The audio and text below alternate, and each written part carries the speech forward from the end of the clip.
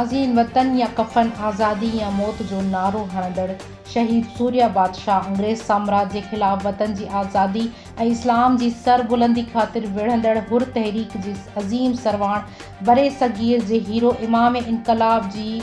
79 वरसी जो ॾिहाड़ो रोहल वाह भरिसां पीर पागारो साहब जे बंगले ते हुर नौजवान फोरम पारां मल्हायो वियो। रिपोर्ट असद अली भुरगड़ी मुताबिक़ इन मौक़े ते मामा जुम्मन दरबदर, ख़ालिद जोगी, लियाकत जुणेजो, डॉक्टर फारूक अब्दुल्ला मंगरियो, हाफ़िज़ महराण, सरदार भयो, हाजी सांद, अशरफ अली पल्ली, हलीम बागी समेत सिंध जा नाले वारा अदीब, दानिश्वर, शाइर, समाजी सियासी हुर जमायत सां ताल्लुक़ रखंदड़ शहरिन वॾी तादाद में शिरकत कई। इन मौक़े ते अदीब, दानिश्वरनि, शाइरनि सूर्या बादशाह जी ज़िंदगी ते रोशनी विझी भेटा पेश कई।